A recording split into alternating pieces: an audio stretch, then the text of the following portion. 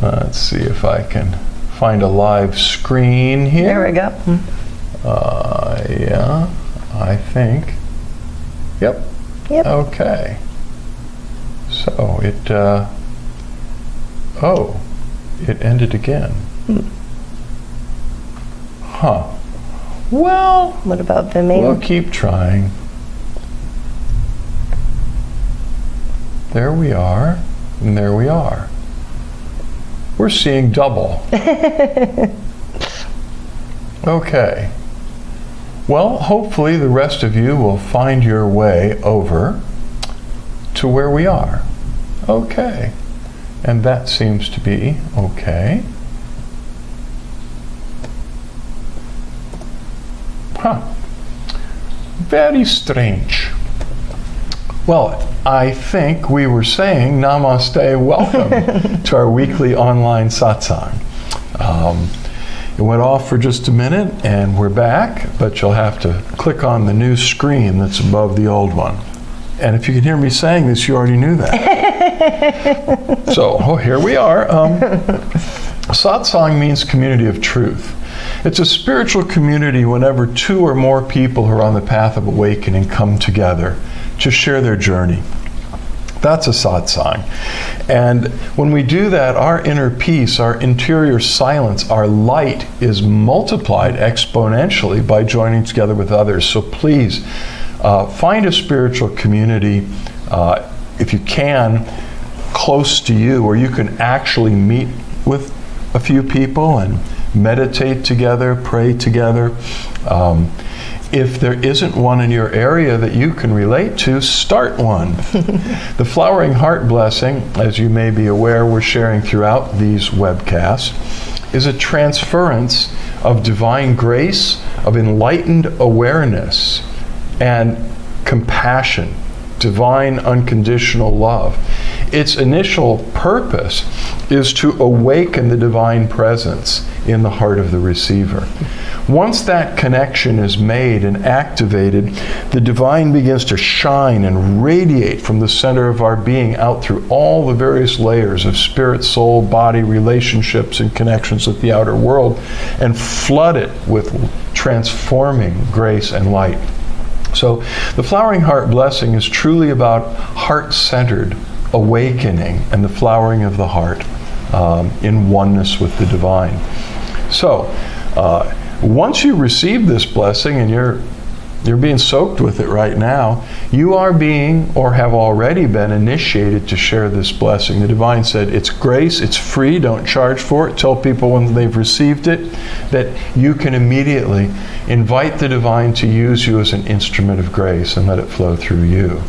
So on our website, we have a 36-minute video that explains a little bit more about the Flowering Heart Blessing. And then there's a guided meditation, an initiation meditation, even though you don't need it because you're here.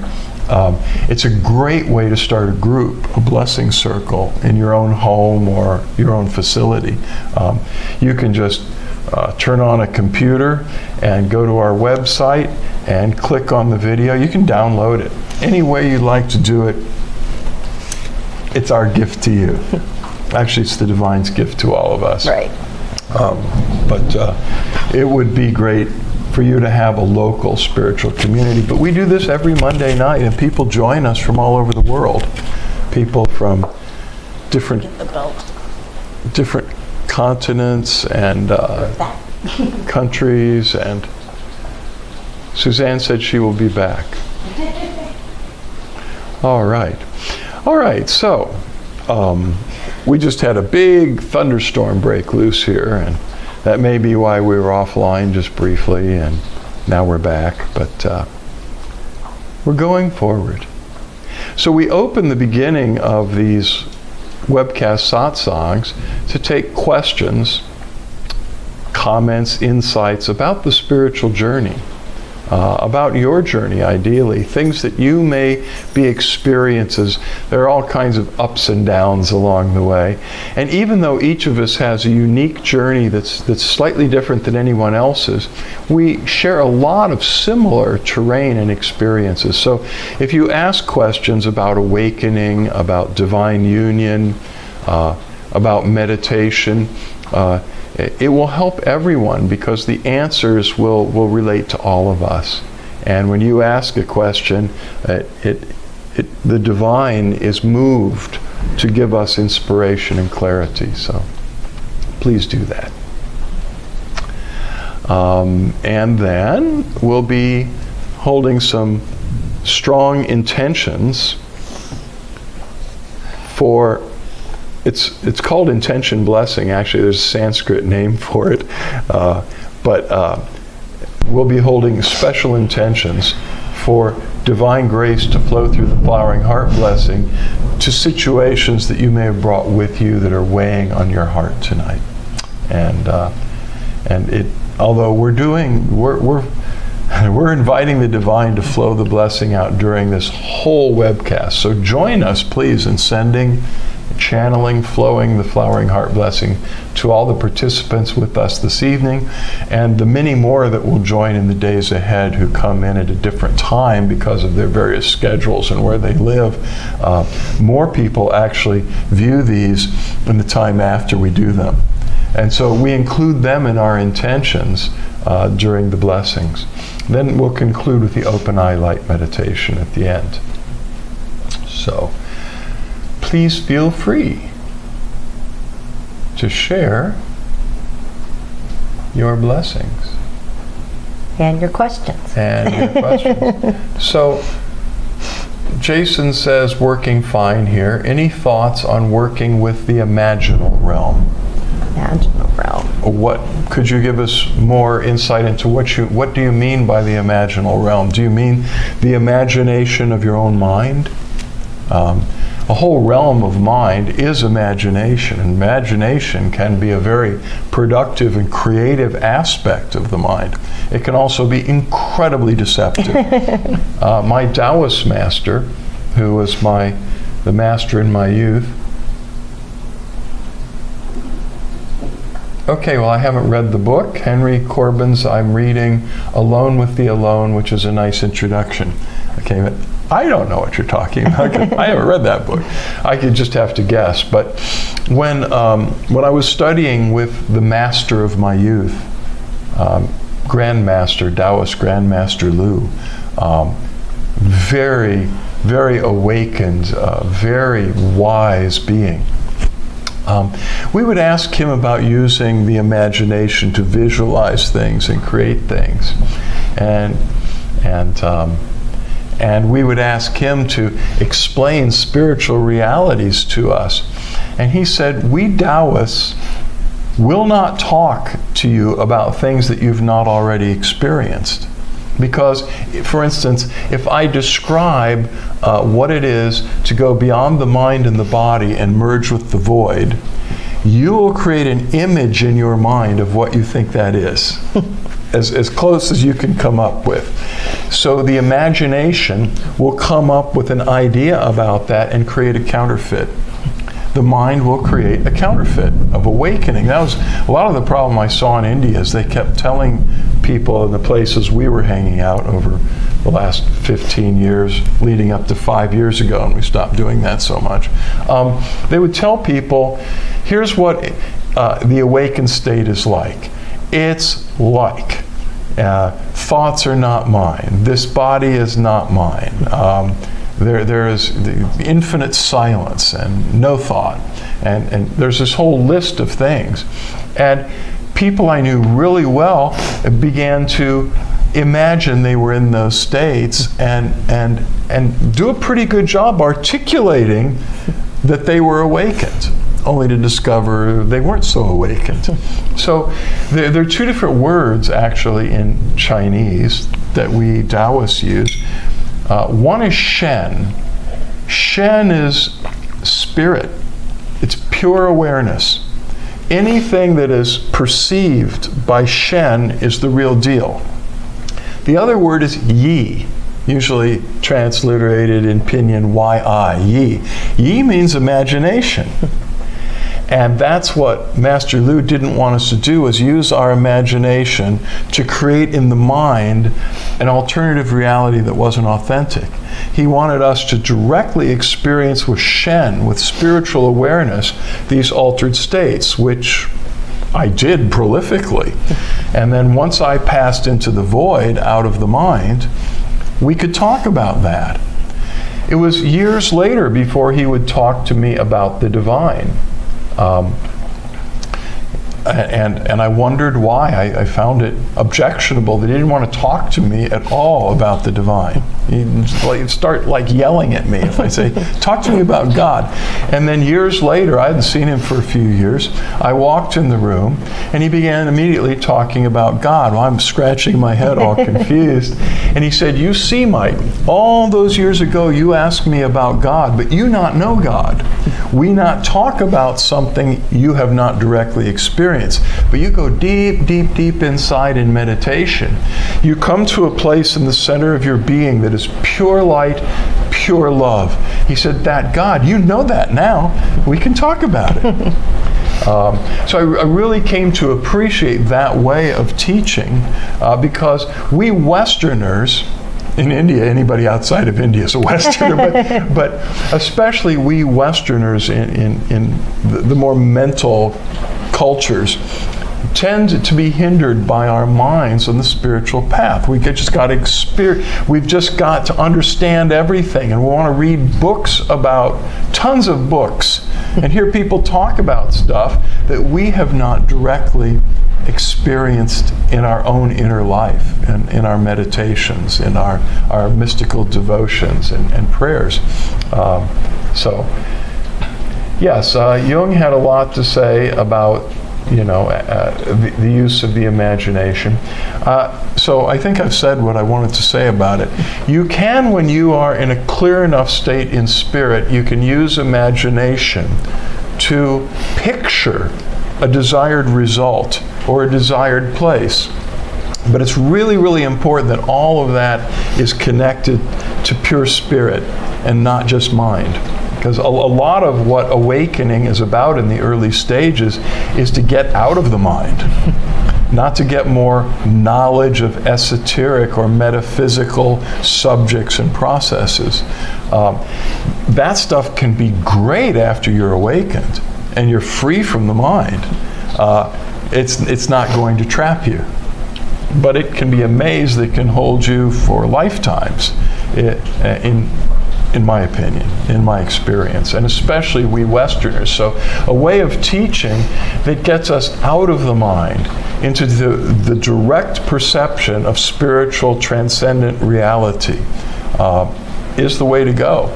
So in a way, a lot of people got introduced to deeper spirituality years ago through the teaching of transcendental meditation, Maharishi Mahesh Yogi. And it's just, transcendental meditation is pretty much just what it says it is. The bija seed mantras take one into a fourth state that is neither waking, sleeping, nor dreaming. It's just crystal clear aware. And well, I'm not exactly awake, but I'm not asleep, and I'm not dreaming. It's called the fourth state, Turiya. There are other names for it. But that was brilliant and worked really well because it took a lot of, that's not been my path. TM is not my path, but I have lots of dear friends that have been doing it for 50 years plus, and with a wonderful result in their lives. But it's a great thing to introduce Westerners to a form of meditation where they couldn't get stuck in their heads, or in the feelings of energy buzzing through their bodies, or colors and kaleidoscopic patterns going off in the mind, which is what so many people want, but may not actually be transcendence. So, you want to add to that? The only thing that comes to my mind is a SpongeBob episode where SpongeBob and Patrick are playing in a big appliance box. He ordered something just so he could get the box. And they were playing, and it was driving Squidward, the grumpy one, crazy because he couldn't see how they could spend hours in a box making all this noise like they're race car driving. And he kept telling Squidward, SpongeBob kept saying, Squidward, you just have to use your imagination. And a rainbow and sparkles would come out. And then Squidward finally tried the box after they went to bed, and the dump truck came to pick up the box, and he thought it was really working. It was a funny episode. Anyway, that's all I got. So while I remember, if you would give us a like, a thumbs up, or a heart icon, you'll see it on Facebook Live. It gives you those options. You can give us a frowning, angry face too if you want, but I wish you wouldn't. The thumbs up or the heart, we can go back and click on that when we're finished tonight and see who joined us. And I do that during the week, from one week to the next, to notice the people that are watching this between Monday to Monday, and we send special hugs and blessings to you. So, yay! The thought of imagination, though, there's something else that just struck me as just about how helpful it can be just to tap back into that childhood realm. I mean, I was just looking around the room at the furniture, and I remembered probably most of us when we were little jumping on the furniture and pretending that the floor was lava, and the whole trick was you couldn't step on the floor, and just little games like that, that use your imagination, and you get caught up and you're in a state of playfulness instead of so much in the mind. I think that's healthy. Well, another way that we use it often in processes during retreats is in the healing of relationships. Suppose there's a difficult person in your life. It could be someone in your workplace. It could be someone in your family that you're living with.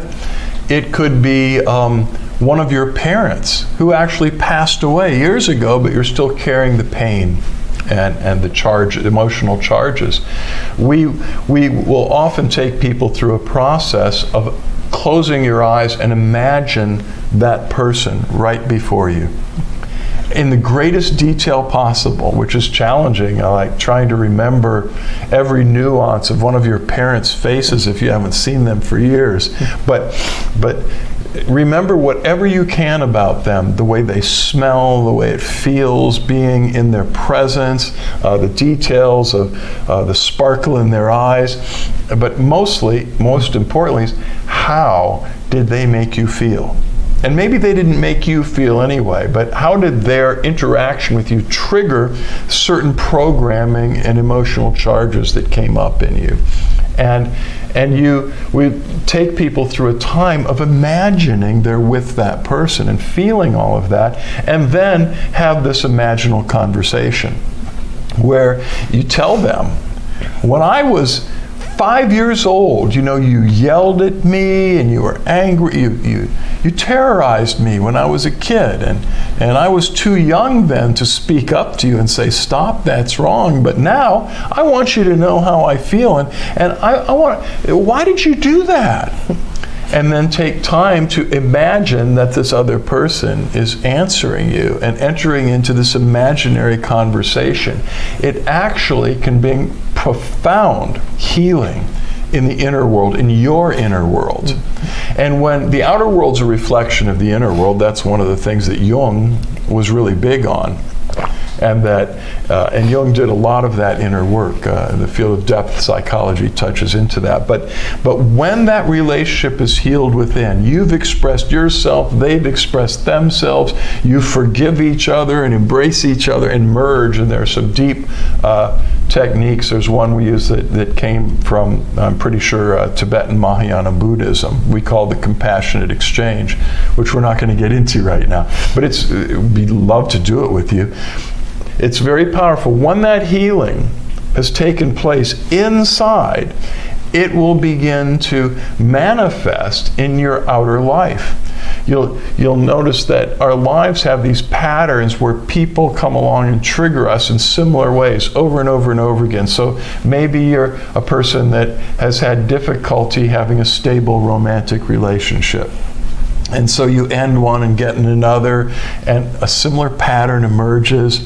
And once that's healed inside, whatever the original thing was that you're carrying, those situations will no longer arise in the outer world, reflecting that unhealed wound within. And also, the universe does us a favor by creating those external situations, because it triggers the buried charges over and over and over again until we deal with them and face them.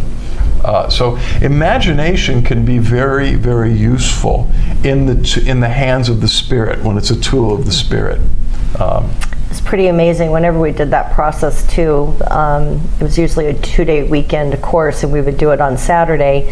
And I can't even count how many times people would come back on Sunday and say, you know, the strangest thing happened last night. I did the process with this person that I haven't talked to in 20 years, and they called me out of the blue and said they wanted to apologize, or, you know, just really odd things like that happening, because there is no distance or space in time.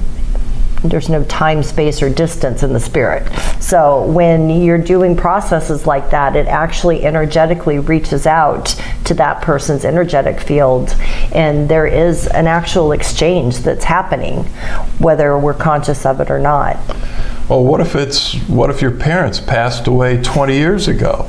Well, there will, as long as you are alive in that body, you will have a direct connection with your parents who gave you your genetics and nurtured you. And that would be true, I think, even if you were adopted and the parental figure in your life. That connection will be there wherever they have passed on in the universe, wherever they are now after that lifetime. That will still touch them. And so there's a real side to that imaginal process. So I guess we've covered different areas of imagination, because some of it can be really good and some of it cannot be. Yeah.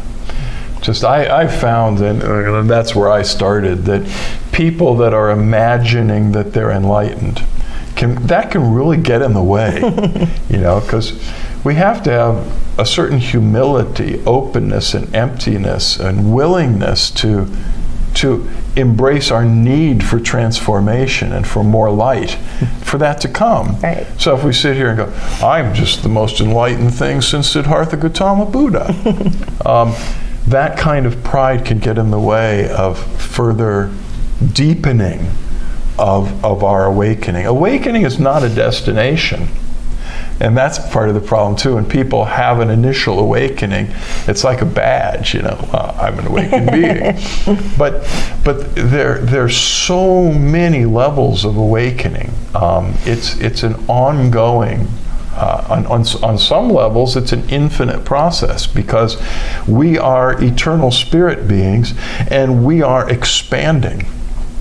And the universe is really big, you know, so just saying. Yeah. Well, tonight is, today in the U.S. is Memorial Day. And we certainly want to remember with gratitude people who laid down their lives so that we could enjoy a free, relatively, society. Christ said that no greater love hath any man than this, that he would lay down his life for his friends. And he wasn't just talking about him laying down his life, he did that. But it's pointing to, Abraham Lincoln, what did he call it? The greatest measure of devotion. Actually. And he laid down his life. As it turned out, ended up from being assassinated, and for what he felt so strongly was essential, that all people are equal in the eyes of God, and that we cannot enslave one another. So Memorial Day is a big deal, and a lot of people now in the U.S. don't really think about what is the celebration. Why are people taking off work today and having parties? You know, there's a very deep and sobering reality underlying that. So we definitely will be keeping them in our thoughts. And any other questions, or we're gonna plow ahead into the the deeper blessings and prayers. Okay, yeah. What? Jason says, good stuff. I thank both of you. You might really love the Red Book by Jung. I did. I love a lot about Jung. Yeah, me too. One of his last big discoveries toward the end of his life was a text that he said, this is it. This is what I've been looking for. And it's called The Secret of the Golden Flower. The Secret of the Golden Flower is a Taoist meditation text that teaches the path to awakening and immortality within a certain school of Taoism called the Total Reality School, which was founded by a Taoist immortal yogi by the name of Lu Dongbin. Lu Dongbin is the founder, the progenitor of the lineage that I'm initiated into, and am a lineage holder and a teacher myself. So I found that book years ago and I read it, and anyway, I felt just this magical connection with Jung. And I wish we'd had more time to explore what he discovered in The Secret of the Golden Flower. But I won't tell more of those stories. I'm tempted to, because there was this deep connection between Lu Dongbin, the founder of the Complete Reality School of Taoism, and the Syrian Christian missionaries that got to China before Francis Xavier or the Catholic missionaries were these Syrians. And they and Lu Dongbin hit it off and became tight with one another. To make a long story short, as my life unfolded without understanding that link, which is described in the introduction, I think it was written by Wilhelm Baines at the beginning of The Secret of the Golden Flower. And Jung has, his essay in there too about it. I became ordained in holy orders of Christian priesthood many, many years ago. And the holy orders that I received were the Syrian holy orders that of these original missionaries that went to China and met Lu Dongbin. I'd already been ordained as a Taoist priest in Lu Dongbin's lineage. And this complete wild circle. The world is an amazingly connected place. Mm-hmm. Yeah, so love Jung. And I guess we're going to have more conversations with him along the way. But Jung said, if you really want to help the world, deal with your shadows.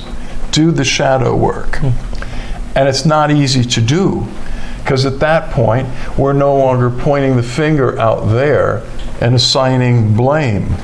I'm mad because these dumb people are doing this stuff out there and they won't change.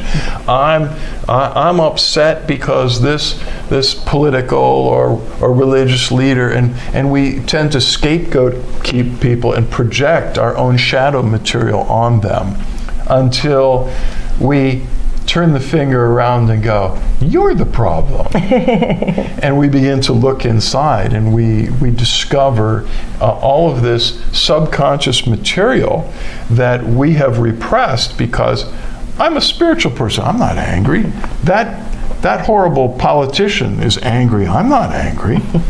Or that person is got this problem, not me. And we discover that all of that is material that we've shoved, buried in the unconscious and swept under the carpet.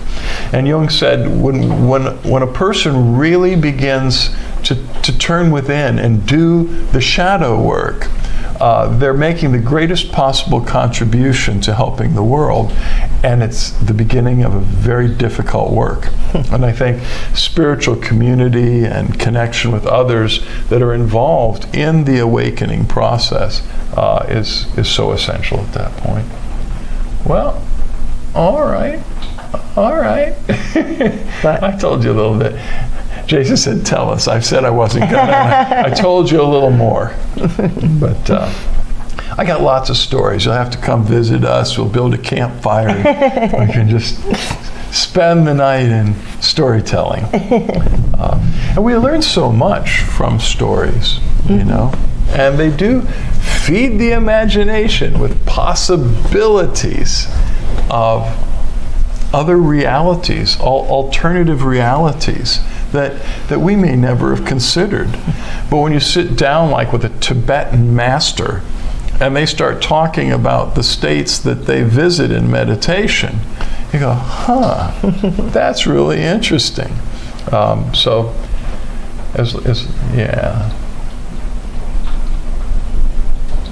Yeah, and what a great experience to see. Yeah. Okay, well, I think we're going to dive in. Okay. Deeper. So please, close your eyes and connect with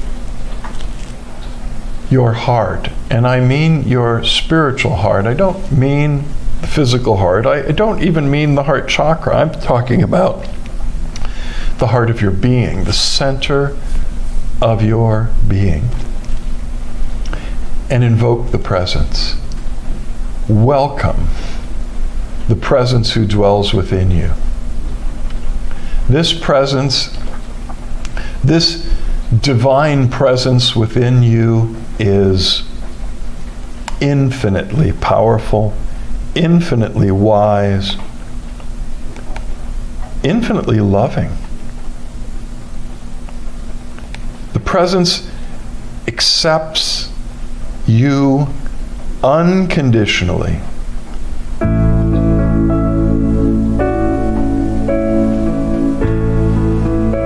There is no distance between you and the divine except in the mind. Now there's a problem for the imagination because most people imagine that there's some distance between them and the divine source, and there is none. Inside of the divine itself, we live and move and have our being.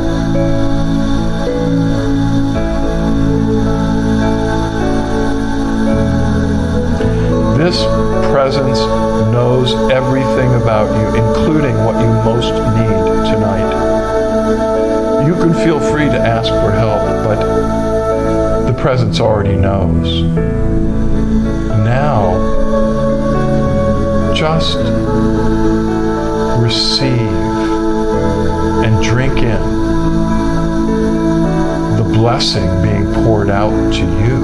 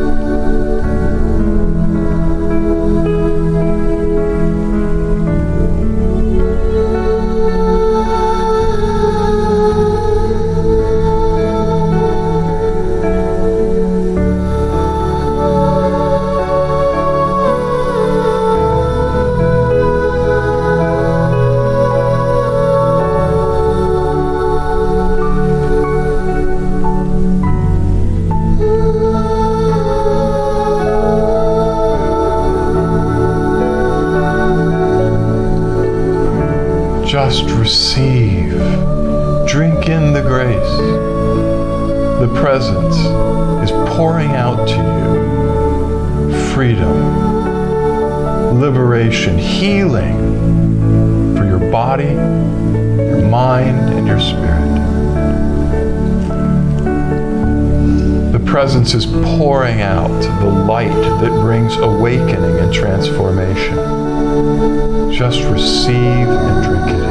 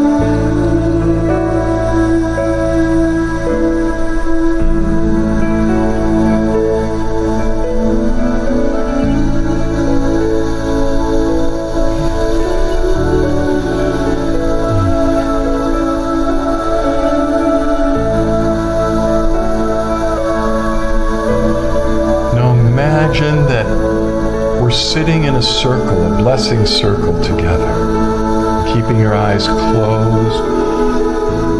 You could use your imagination now. Imagine that you can see us all sitting there with you. And lift up your hands with your palms open, facing forward. Invite the divine presence to pour the flowering heart blessing through you right now to all the others in the circle. All the others that will be joining this circle in the days ahead through the recording.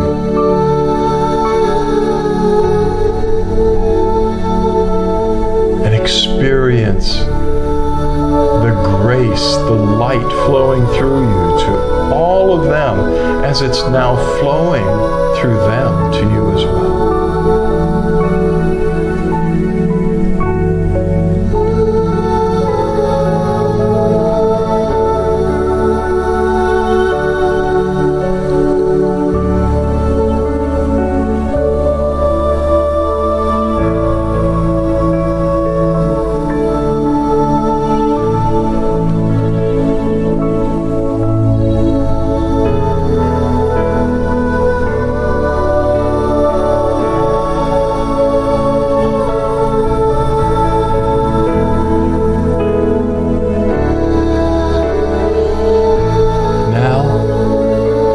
Let us imagine the beautiful blue planet Earth in the middle of our circle. A living planet, a conscious planet that is alive. And let us invite grace from the divine to pour through us to bring healing to the earth.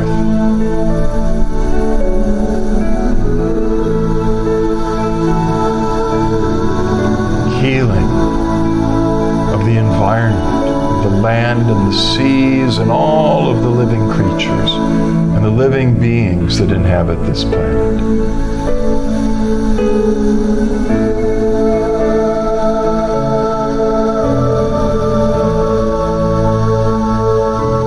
Flooding the earth with light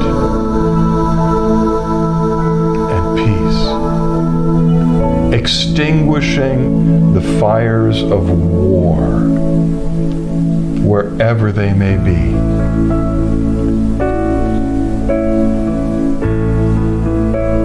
The higher fire of divine love, the light of divine presence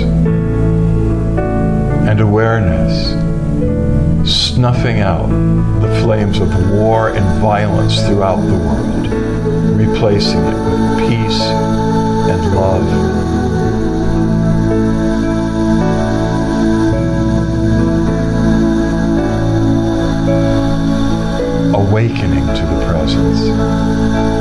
throughout humanity.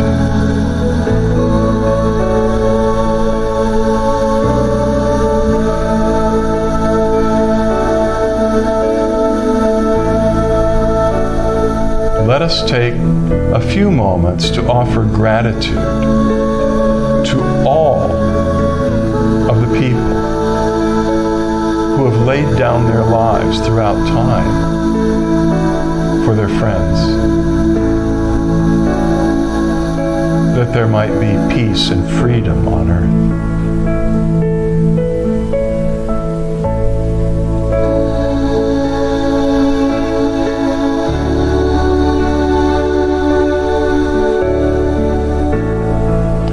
For all of those whose lives were so senselessly lost. Recently, yes, but throughout the whole human epic.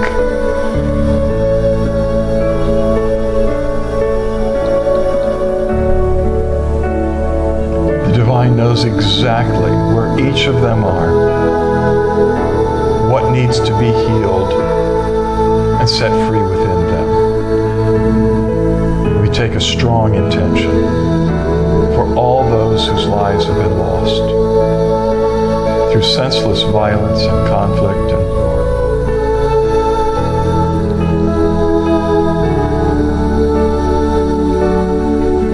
May their souls be borne aloft and lifted to the light.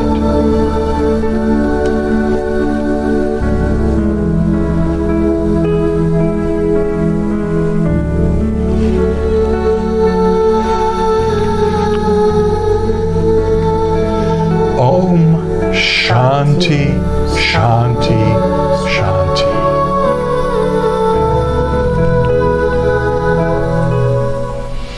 Now, you can relax your hands. And when you're ready, you could open your eyes and begin to make direct eye contact with Suzanne and or me as we begin the light meditation. Floods and oceans of divine light and grace and love begin to pour through our whole being to you, but especially through our eyes, which are sometimes called the doorways of the soul. All you need to do is just keep looking. You don't need to try to do anything or ask anything. Just receive.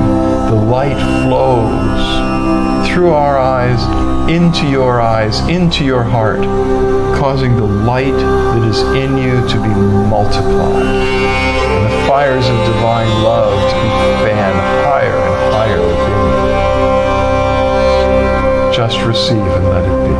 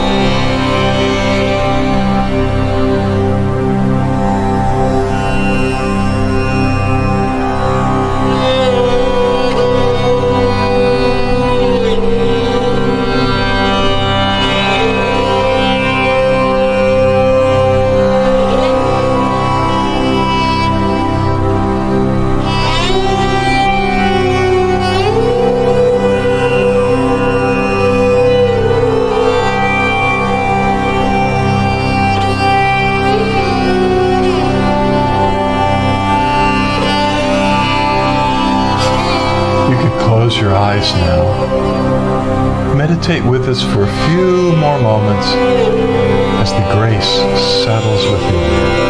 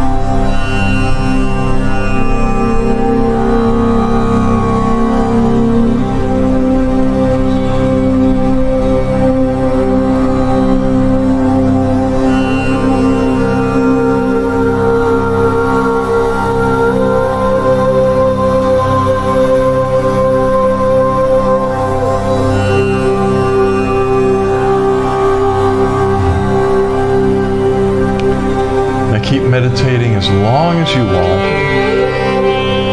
Or you could lie down in Shavasana nearby. That's to lie on your back with your eyes closed, your arms loosely at your sides with the palms open, turned upward, and just let yourself dissolve in gratitude in the presence. We love you a lot. Much love, light, and blessings.